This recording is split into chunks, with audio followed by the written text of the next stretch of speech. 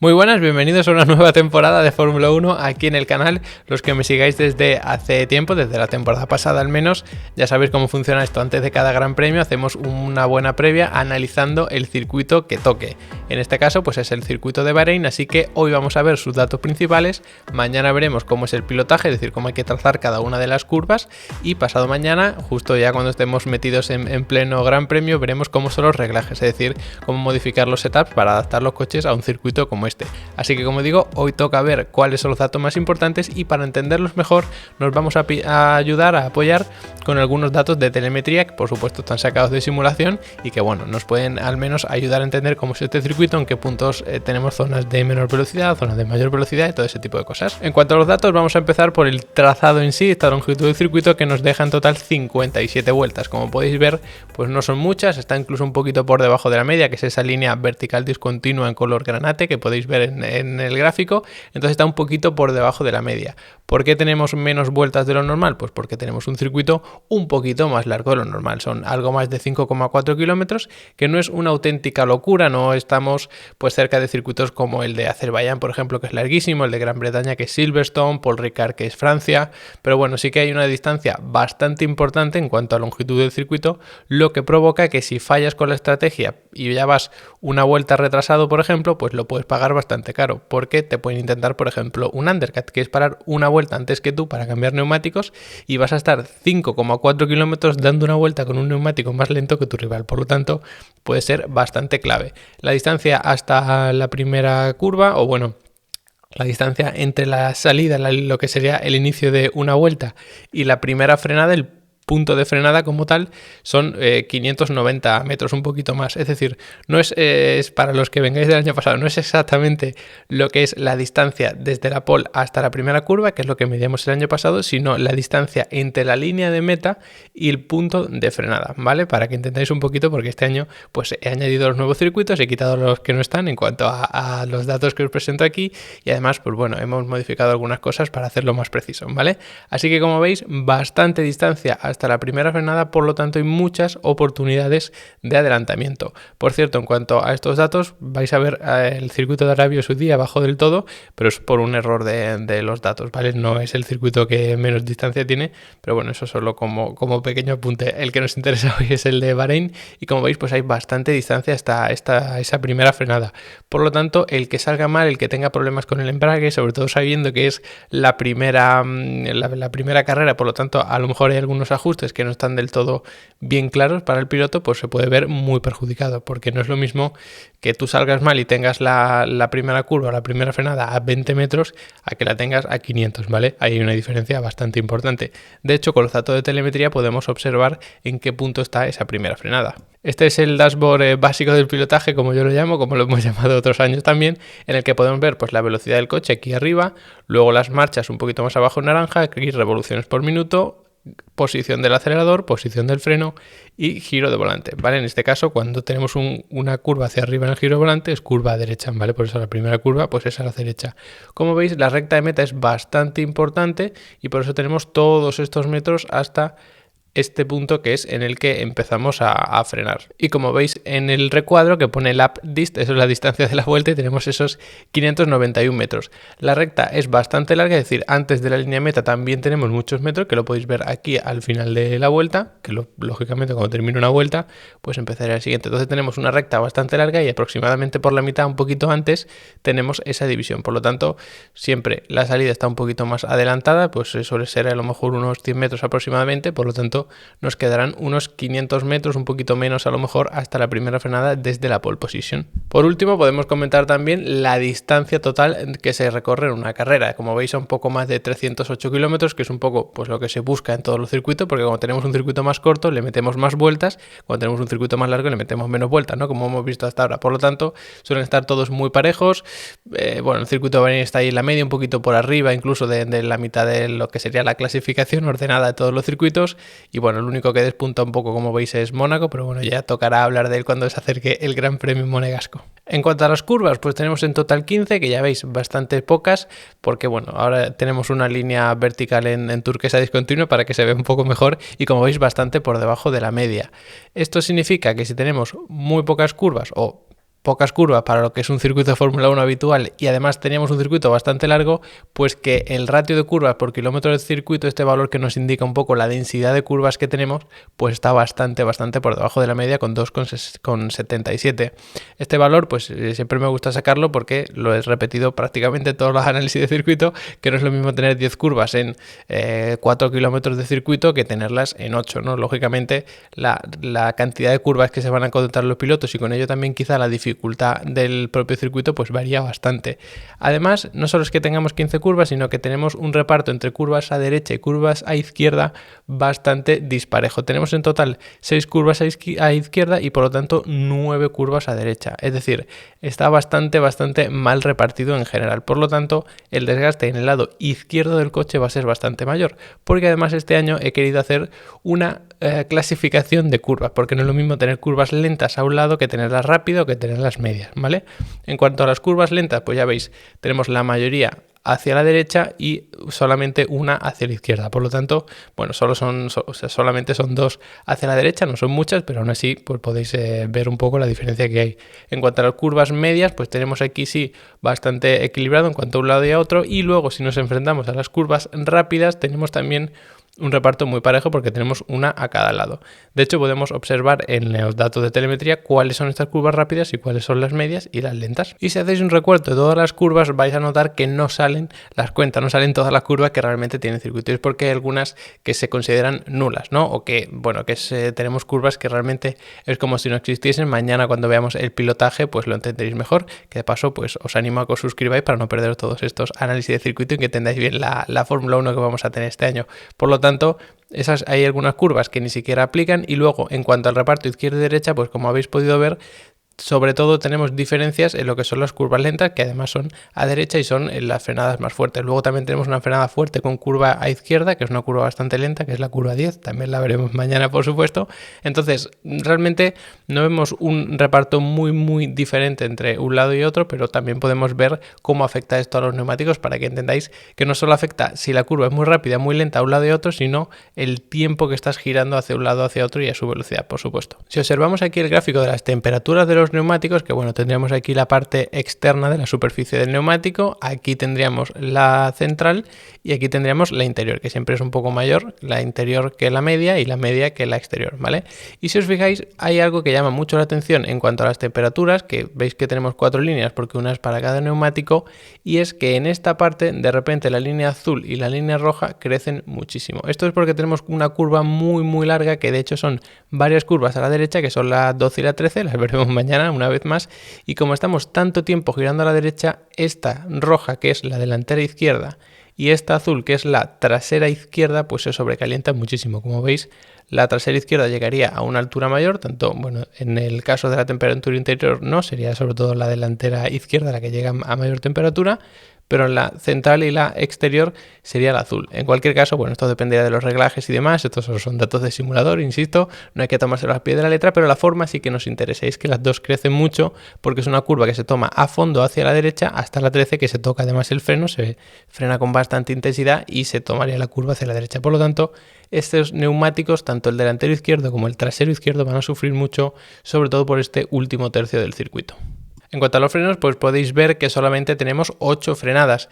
No son muchas, está un poquito en la media, es lo que nos solemos encontrar, pero de todas estas 8 frenadas, 2 se consideran fuertes. Luego hay otras 2 que las podríamos considerar también medianamente fuertes, las veremos mañana cuando lo expliquemos bien, o incluso ahora cuando lo veamos con la telemetría lo vais a entender estupendamente, pero bueno, solo tenemos 8 frenadas y 2 de ellas fuertes. Esto tiene unas implicaciones directas en lo que es el porcentaje de vuelta frenando. Evidentemente, como veis, está bastante por encima de la media, o sea, la media está un poquito por debajo del 15% y nosotros nos encontramos un 17%. Esto es bastante alto. Por lo tanto, esto afecta una vez más a la temperatura que nos vamos a encontrar en los frenos. La temperatura máxima, insisto, no os fijéis en el valor exacto porque bueno, es de simulación y cada equipo trabaja de una manera luego y demás, pero sí que nos sirve para comparar todos los circuitos, ¿vale? Además, todos estos datos están sacados exactamente con el mismo coche, con los mismos neumáticos, con la misma temperatura ambiente, con los mismos reglajes y todo esto, ¿vale? Son son datos para diferenciar un circuito de otro, no para entender qué es lo que va a pasar realmente, porque lógicamente en Bahrein pues pondríamos a lo mejor un poco más de carga aerodinámica que en Monza, por ejemplo, pero para entender realmente la diferencia entre un circuito y otro, pues hemos cogido exactamente el mismo coche con el mismo reglaje y las mismas condiciones, ¿vale? Solo para aclararlo por si veis alguna cosa que os chirríe.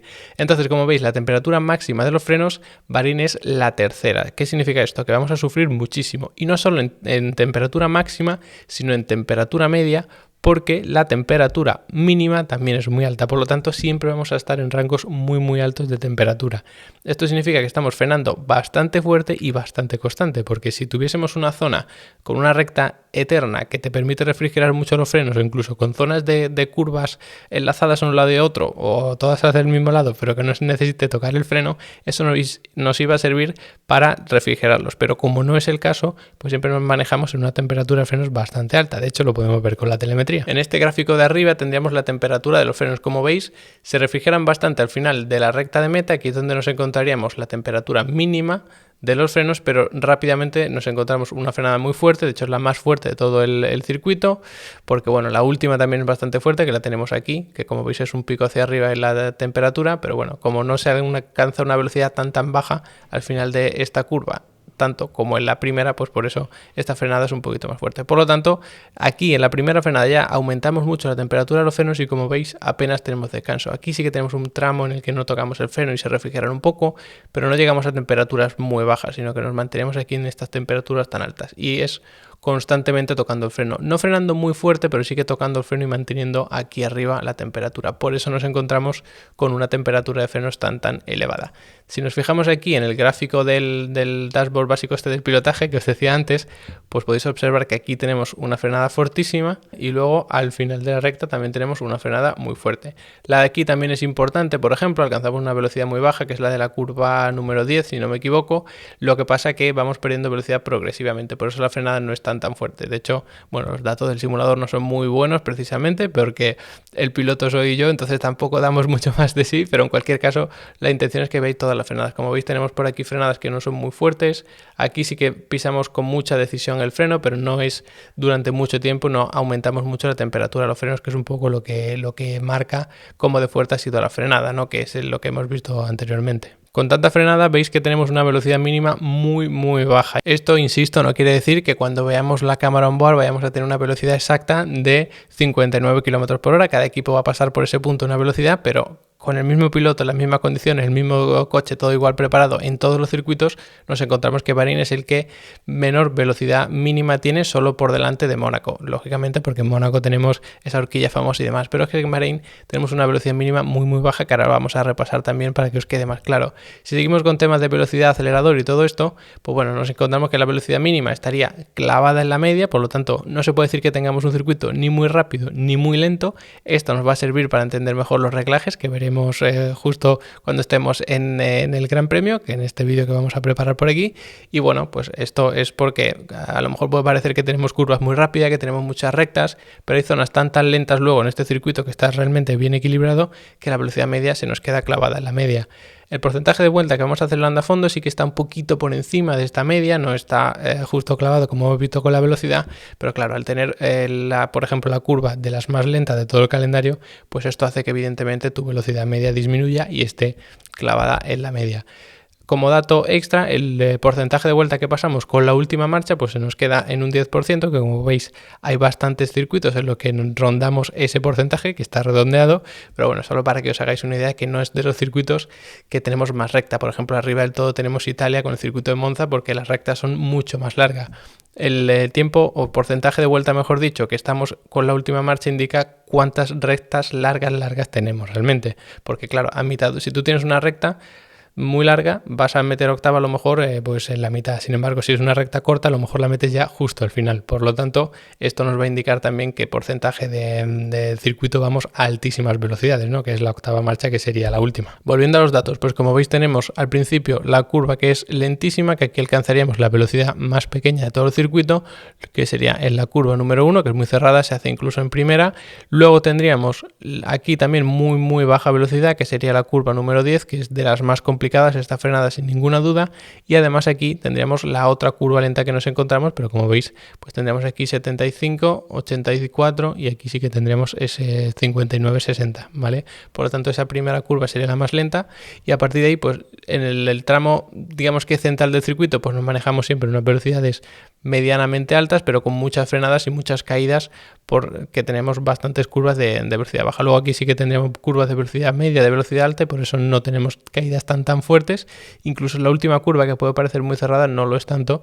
Incluso se puede considerar de velocidad media. Así que ahora sí podemos entender el porcentaje de vuelta que vamos con el volante recto y es prácticamente la mitad. Como podéis ver aquí, sería un 51% aproximadamente, es decir, la mitad de la vuelta no estamos girando el volante ni hacia un sitio ni hacia otro, que es un porcentaje bastante alto, sobre todo pues porque no tenemos curvas que sean muy largas, solamente en el último sector, y además tenemos rectas pues medianamente importantes. Como os podéis imaginar, en Italia tenemos este porcentaje mayor, que incluso supera con creces el 60%, pero bueno, Bahrein se sitúa en estos circuitos que tiene un nivel medio alto, podríamos decir, de porcentaje de vuelta que vamos con el volante recto.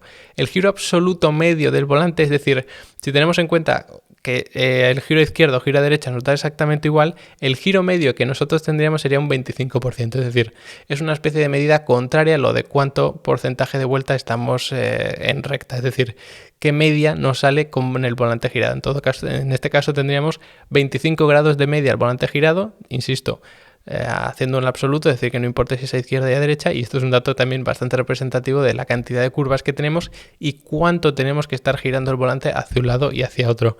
El giro máximo de volante pues serían unos 194 grados, que esto también depende mucho de la configuración del coche, del sistema de la dirección, de los reglajes, de todo esto, pero lo que es interesante es que tengamos un giro de volante tan brusco en algún punto del circuito, porque evidentemente tenemos esa curva que es tan lenta, por lo tanto hay que meter mucho giro de volante. Esto está también muy relacionado con la curva de menor velocidad del circuito, es decir, el punto de menor velocidad. Y ya para terminar, en cuanto a las fuerzas, vemos que la longitudinal máxima serían 4,5 Gs, que está así en la media. Hay algunos casos concretos, algunos circuitos que se nos dispara, otros que no tenemos frenadas tan fuertes, que es lo que dispara esta fuerza G longitudinal, pero bueno, en este caso no tendríamos nada descabellado. Lo que sí que tenemos muy bajo sería la fuerza lateral máxima, que estaría en 4G. Hay otros circuitos que lo superan con creces porque tenemos curvas de muchísima más velocidad y que bueno, que pueden venir acompañadas con peralte, todo ese tipo de cosas que te puede ayudar un poco, pero bueno, en este caso pues nos encontramos con una fuerza lateral máxima bastante baja. De hecho, en la telemetría podemos ver cómo se comportan estas fuerzas laterales y longitudinales. Teniendo aquí arriba las fuerzas longitudinales y aquí en este color dorado las fuerzas laterales, como vemos tenemos un pico clarísimo hacia abajo porque tenemos una frenada muy fuerte en la primera curva, que sería de 4,3, pero luego aquí tenemos incluso una fuerza mayor, que estaremos rondando los 4,4 y al final todavía más, que estaríamos llegando incluso a los 4,5, que es el valor que hemos dicho que era el pico máximo. ¿Cómo puede ser que este, aunque no sea el menor punto de velocidad del circuito, tenga la mayor desaceleración? Pues porque hemos llegado aquí a muchísima velocidad. Ojo, este tramo de recta no es tan largo como el de la recta de meta a lo mejor, pero es que lo encaramos con bastante más velocidad. Por lo tanto, aquí podemos tener una desaceleración mayor porque estamos encarando esa frenada con mayor velocidad. Luego, en cuanto a las fuerzas laterales, pues veis que al principio, con esa serie de enlazadas derecha, izquierda, derecha de las primeras curvas, 1, 2 y 3, pues nos encontramos unas fuerzas medianamente importantes. Luego vendría la serie de enlazadas 5, 6, 7, que es donde realmente se alcanzan unas fuerzas laterales muy altas, las tendríamos por aquí, pero luego, sobre todo en la última parte, en el último sector, con esas curvas 12, 13, que se pasa tanto tiempo con el volante girado, pues nos encontraríamos esas fuerzas laterales máximas. Aún así, como no se empieza esa serie de enlazadas con mucha velocidad, no alcanzamos unas fuerzas G laterales excesivas, pero sí que las tendríamos por aquí. Como veis, siempre hay bastante ruido, pero bueno, eso es normal porque al final cualquier bache, cualquier vibración pues te modifica estas fuerzas laterales y longitudinales. Y hasta aquí el repaso a los datos del circuito de Bahrein. Sé que es mucha información a lo mejor que procesar, pero así podemos tener un contexto estupendo. Mañana ya veremos cómo es el pilotaje en este circuito. Va a ser bastante más práctico, como siempre, sacando la pizarra, dibujando todas las trazadas, las claves de cada una de las curvas. Así que os recomiendo que os suscribáis. Y hablando de suscribirse, pues si queréis aprender más de Fórmula 1 y automovilismo, apuntaos a Level Up Academy, que es mi academia de cursos de automovilismo, y ahí os enseño cosas de reglajes, de pilotajes. Incluso tenemos un curso de datos de circuito, de cómo analizar cada uno de los circuitos, que que es espectacular, cursos de Fórmula 1, así que no importa que seáis simplemente aficionados a la Fórmula 1, si sois mecánicos, si sois pilotos de real o de simulador, si queréis ser periodistas, lo que sea, si os gusta el automovilismo, echadle un vistazo porque hay un montón de contenido que os va a interesar. Así que nada, a los que ya estáis apuntados, pues daros las gracias, y a todos, pues gracias por haberos quedado hasta el final del vídeo, por supuesto, y nos vemos en el siguiente.